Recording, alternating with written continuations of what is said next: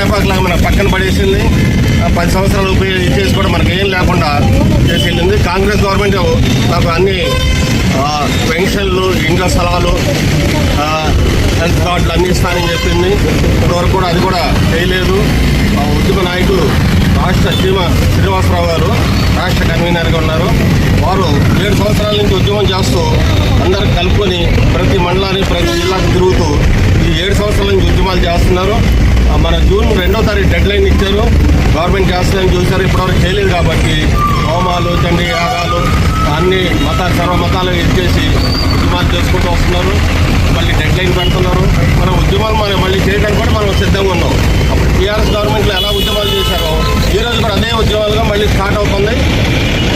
అది చూస్తున్నాం, ఈ 4 రోజులు చూస్తున్నాం. లేకపోతే డెడ్ లైన్ పెట్టేసి మనం ధర్నాలు ఇవన్నీ చేస్తాం. హైదరాబాద్ వెళ్తాం, వెళ్ళి నిరసన తెలియపరుస్తాం. మనం ఎంతోమంది ఉద్యమకారులందరూ ఇదైపోయి వాళ్ళ ఇల్లు వాకిలు లేకుండా అడుక్కునే పరిస్థితి అయిపోయింది. ఏ గవర్నమెంట్ కూడా మనం చూడట్లేదు.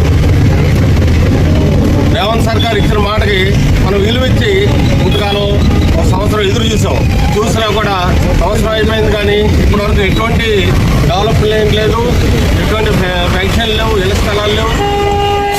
అందుకని ఇప్పటికైనా సరే ఉద్యమకారులకు గుర్తించి అర్హులైన ఉద్యమకారులందరికీ ఇళ్ల స్థలాలు, పెన్షన్లు ఇవ్వాలని కోరుకుంటూ రేపు మనకి పంచాయతీ, మున్సిపాలిటీ ఎలక్షన్లు కూడా వస్తున్నాయి. ఈసారి మనకి ఏదైనా వాళ్ళు గుర్తించకపోతే, మనకి ఉద్యమకారులు గుర్తించకపోతే భవిష్యత్తులో దానికి యాంటీ చేస్తామని కూడా మేము తెలియపరుస్తున్నాం. ఈ 10 రోజుల్లో కూడా మీరు ఏదైనా న్యాయం చేస్తారని కోరుకుంటూ చేయకపోతే నిరసన కార్యక్రమం ఉంటుందని చెప్పి సభాముఖంగా తెలియపరుస్తున్నాం. ఇక్కడ వచ్చిన ఉద్యమకారులు వస్తే నిరుపేదల బ్రతుకుతారు, బ్రతికిస్తామని చెప్పినటువంటి కేసీఆర్ ముఖ్యమంత్రిగా వచ్చిన తెలంగాణ వచ్చిన కేసీఆర్ వచ్చినని చెప్పి ఉస్మానియా క్యాంపస్ లో ఎంతో మంది అమర యోధులుగా మరణించినటువంటి వాళ్ళ ప్రాణాల స్తోపతలు కట్టినటువంటి స్తోపత ముందు నేను మాట్లాడడానికి నేను తలవంచి వచ్చాను. నా పేరు సింగర్ సాయన్న. నా నెంబరు 9542770127 కూడా తెలుసుకొని మాట్లాడవచ్చు. కాబట్టి మా తెలంగాణ రాష్ట్రంలో సత్తుపల్లి నియోజకవర్గాన్ని జిల్లా చేయాలని మేము కోరాం. తెలంగాణ ఆఫీసర్లు అందరూ కూడా వచ్చారు. ఆ తెలంగాణను తీసుకొస్తే మీకు అందరికి న్యాయం జరిగిందని చెప్పినటువంటి ముఖ్యమంత్రి కేసీఆర్ గారు తెలంగాణ బతుకులు మారుతాయి అనుకున్నాం. మా బతుకులు పోయిందని చెప్పి మా నిరుపేదలు అడుక్కునే పరిస్థితి ఏర్పడింది. కాబట్టి ఇవాళ ఉన్న ముఖ్యమంత్రి గారు కూడా అదే స్థితి చేసి వాళ్ళకి నీడ లేకుండా చేసినట్లయితే ఆ ఉసురు యాడికి పోదు. మీ ముఖ్యమంత్రుల ఉసురు ఎక్కడికి పోదని నేను అంటున్నాను. ఇవాళ ఈ ముఖ్యమంత్రి ఉసురులు ఎక్కడికి పోవు. పేదల ఉసురు కొట్టుకొని పోతారు అంటున్నా. పోతారు, మీరందరూ పోయేటోళ్ళే. నేను పాటనే వస్తున్నా. పెద్దలను తీసుకొచ్చినాం, కపిలవాడిని తీసుకొచ్చినాం, ఎంతో మందిని తీసుకొచ్చినాం. అంత ఖర్చులు పెట్టాం. కానీ పేదల బతుకులు మార్చలేకపోయినా మా జీవితాలు పోతున్నాయి. ముసలాళ్ళం అయిపోతున్నాం.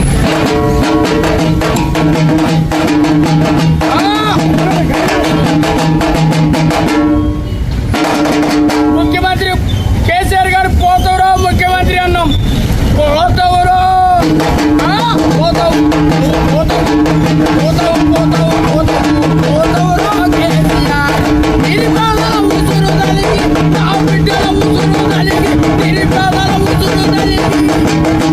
పచ్చి గుడ్డూరు దానికి ఉసురు దానికి 3 ఎకరాల భూమి ఎత్తనన్న మరి ఓటేసి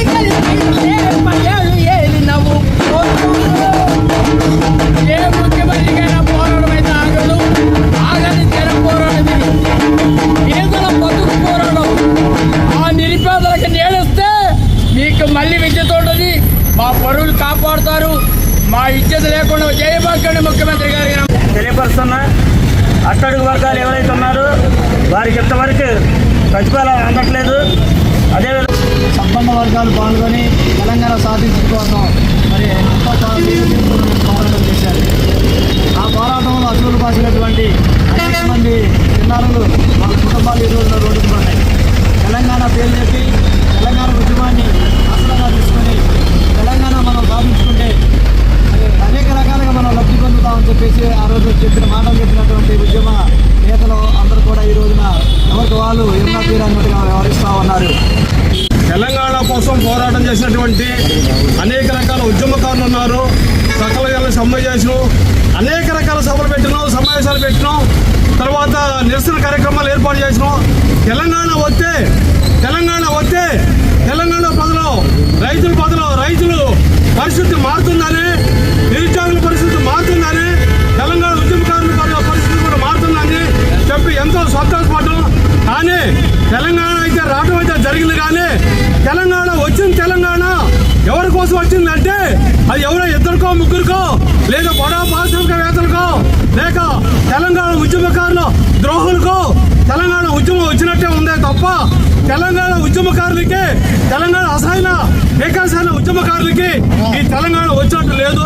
కాబట్టి దీన్ని దృష్టిలో పెట్టుకొని